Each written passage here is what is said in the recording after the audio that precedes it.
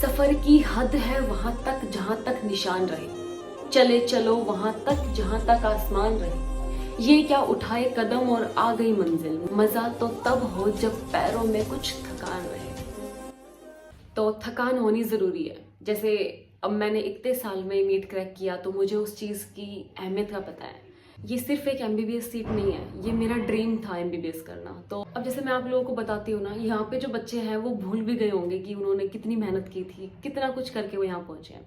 मुझे अभी भी वो छोटी छोटी चीज़ें सब याद हैं कि मैं कैसे सुबह उठ के पढ़ती थी, कैसे मैं रात तक पढ़ती रहती थी। जब एडमिट कार्ड निकले तब एक अलग ही डर सा हो गया था, जब एग्ज़ाम सेंटर आया था, या फिर जब मैं एग्ज़ाम देने गई तो मैं कैसे रोती हुई गई थी कि नहीं होगा, मेरा नहीं होगा। मैं एग्ज़ाम दे के निकली तब भी यूँ था कि पता नहीं होगा नहीं होगा, लेकिन थोड़ी सी मैं खुश थी कि मैंने अपना पूरा 100% दिया। अब वो कमी तो हर जगह रह ही जाती है। जिसके 700 नंबर आते हैं ना, वो भी यही बोलता है कि मेरे 720 आने थे, गलती से हो गए। तो इसमें गलतियाँ ही होती हैं सबसे। तो ये छोटे छोटे जो मोमेंट होते हैं ना लाइफ के, मतलब ये चीज़ें मैं लाइफ में कभी भूल ही नहीं सकती, ऐसा हो गया। फिर पता है क्या होता है, भूल जाने पर फिर वो अहमियत ख़त्म हो जाती है। जैसे मैं जब भी ये चीज़ फील करती हूँ ना कि मैं एक एमबीबीएस कॉलेज में बैठी हूँ, जो मेरा ड्रीम था, मुझे बोलते टाइम ये चीज़ फील हो रही है। यहाँ पे कुछ बच्चे हैं तो वो कहते हैं कि तू अभी तक नीट पे अटकी हुई है क्या। लेकिन मैं इस चीज़ को एक बहुत अच्छी चीज़ मानती हूँ कि एटलीस्ट इस बहाने मुझे हमेशा लाइफ में ये चीज़ याद रहेगी कि मैंने कितनी मेहनत की तब जाके मुझे सिलेक्शन हुआ। और इस चीज़ से बिल्कुल भी मायूस नहीं होना कि मैं इतनी मेहनत कर रहा हूँ, पता नहीं होगा या नहीं होगा। फल आपको ज़रूर मिलता है, और जब मिलेगा ना फिर हर मोमेंट पे आपको यही चीज़ याद आएगी कि थैंक गॉड मैंने इतनी मेहनत की। तो आप भी मेहनत करो, नेक्स्ट ईयर आप भी यहीं बैठे होंगे। तो चलो वीडियो स्टार्ट करते हैं। जिसने अभी तक बिल्कुल भी नहीं पढ़ा है, मतलब जैसे अगर मैं केमिस्ट्री की बात करती हूँ, तो अगर आपने केमिस्ट्री बिल्कुल टच भी नहीं की है ना, तो एटलीस्ट मैं आपको बोलूँगी कि जो मैं चैप्टर बताने वाली हूँ हाई वेटेज वाले, जिनसे इस बार 22 में काफ़ी क्वेश्चन आए थे, तो एटलीस्ट आप ये तो करके ही जाना ताकि आपके लाइक 140 तक तो नंबर आ ही जाए। तो सबसे पहले जो चैप्टर है सॉलिड स्टेट, जिससे इस बार 3 क्वेश्चन आए थे। और जो ये ऐसे चैप्टर्स होते हैं ना जिसमें लाइक थोड़े से न्यूमेरिकल्स देखना है, एक बार एनसीईआरटी की रीडिंग मारनी है, और आपके अगर वो 3 क्वेश्चन सही हो जाते हैं तो और क्या चाहिए फिर। सेकंड अगर बात करूँ तो इलेक्ट्रोकेमिस्ट्री। इलेक्ट्रोकेमिस्ट्री हमें काफ़ी बड़ा चैप्टर लगता है, लेकिन ट्रस्ट मी, जब आप एनसीईआरटी की रीडिंग लेते हो ना, तो उसके बाद आपको रियलाइज होता है कि हर साल उसमें से सिर्फ 1-2 ही न्यूमेरिकल्स हैं जो रिपीट होते रहते हैं।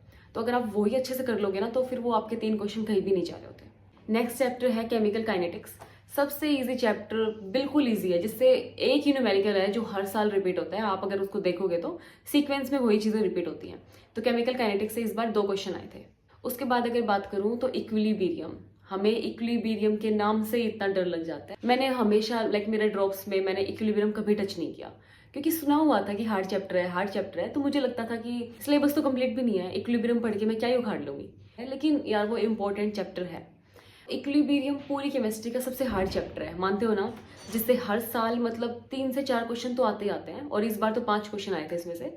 तो ऐसे चैप्टर्स के न्यूमेरिकल्स तो हमें अच्छे से प्रैक्टिस करने ही करने हैं। लेकिन ऐसा भी नहीं करना कि आपसे एक प्रॉब्लम सॉल्व नहीं हो रही तो आप उसमें 1 घंटे तक लगे हुए हो, क्योंकि कोई कितने भी प्रैक्टिस कर ले कहीं ना कहीं तो अटक ही जाता है। तो ऐसे टाइम वेस्ट नहीं करना। आखिरी दिन है, लास्ट का टाइम चल रहा है, तो आपका एक एक मिनट प्रोडक्टिव होना चाहिए। तो आपसे जो भी प्रॉब्लम नहीं बन रही हो तो आपको उसका स्क्रीनशॉट लेना है, उसको क्रॉप करके फिलो ऐप पे डाल दो। फिलो ऐप आपको विद इन 60 सेकेंड उस टॉपिक के किसी एक्सपर्ट ट्यूटर के साथ 1 to 1 कनेक्ट कर देगा, जिसके साथ आप वीडियो कॉल पे या वॉइस कॉल पे अपनी सारी प्रॉब्लम सॉल्व करवा सकते हो। सेम चीज़ थ्योरी पे अप्लाई होती है, जो भी आपको समझ नहीं आ रहा हो तो वो आप पूछ सकते हो। तो फिलो ऐप डाउनलोड कर लेना, मैं आपको लिंक डिस्क्रिप्शन में दे रही हूँ। बाकी तुम्हें सारी चीज़ें साथ के साथ क्लियर करते हुए चलना है।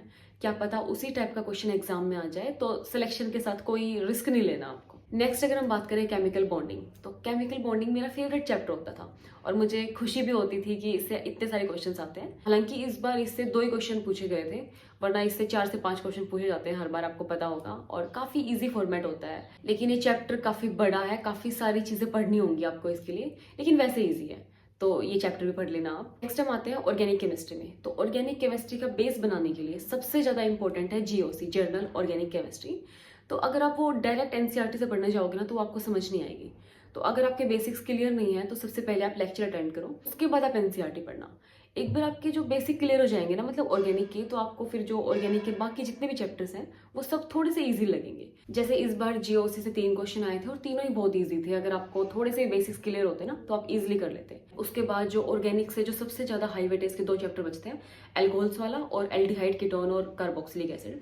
तो तो उसमें से इस बार 3 क्वेश्चन दोनों में पूछे गए थे। और मैं तो ऑर्गेनिक में भी आपको यही सजेस्ट करती हूँ कि आप एनसीईआरटी पढ़ो, लेकिन उससे पहले आपके थोड़े से बेसिक्स क्लियर होने चाहिए, तभी आपको एनसीईआरटी समझ में आएगी। अब टर्न आती है इनऑर्गेनिक की। तो इनऑर्गेनिक में आपको क्या करना है, सबसे पहले तो आप डेली थोड़ा थोड़ा पढ़ो इनऑर्गेनिक को, आपको वैसे ही कंप्लीट हो जाएगी। आपके पास अभी 3-3.5 महीने हैं। डेली आप अगर एक ब्लॉक भी करते हो ना, तो आपको बहुत ईजिली वो हो जाएगा, पता भी नहीं चलेगा कब हो गया, और आप अच्छे से रिवाइज भी कर पाओगे उसको।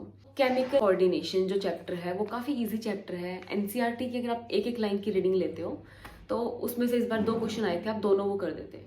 और अगर मैं बात करूं ब्लॉक्स की, तो SP, D एंड F अगर मैं सबके टोटल अगर बताऊं तो इस बार 9 क्वेश्चन आए थे। और अगर आप डेली एक एक टॉपिक की रीडिंग लेते हो ना, तो बहुत ईजी हो जाएगी आपके लिए इनऑर्गेनिक। क्योंकि पता है पहले मुझे भी काफ़ी हार्ड लगती थी, तो मैंने पहले भी आपके साथ शेयर कर चुकी हूँ कि मैंने कैसे पढ़ी थी। मैं क्या करती थी कि मैं डेली सुबह उठ के 1 घंटा देती थी इनऑर्गेनिक के लिए, जिसमें मैं लास्ट जो पढ़ा है वो रिवाइज करती पहले, उसके बाद मैं कुछ नया टॉपिक पढ़ती थी। तो मैं डेली ऐसे ही करती थी, तो पता भी नहीं चलेगा कब आपकी इनऑर्गेनिक कंप्लीट भी होगी विद रिवीजन। एक और चीज़ कि अगर आपकी फिजिक्स थोड़ी सी वीक है ना, तो केमिस्ट्री आप एक प्लस पॉइंट बना सकते हो। अगर आप केमिस्ट्री में थोड़ी और मेहनत करोगे, और अगर इसमें आप 140 से लेके 150 के अप्रोक्स अगर मार्क्स स्कोर करते हो, तो कहीं ना कहीं आप अपना सिलेक्शन थोड़ा इंश्योर कर लेते हो। तो केमिस्ट्री पे ध्यान दो और PYQ सोल्व करो। एनसीईआरटी में जितने भी एग्जाम्पल्स गिवन है, टेक्स्ट क्वेश्चन गिवन है, वो सब सोल्व करो। बस जो पीछे बैक एक्सरसाइज है ना, वो सोल्व मत करना, क्योंकि वो बिल्कुल सीबीएसई लेवल है, उससे कभी क्वेश्चन नहीं आता है।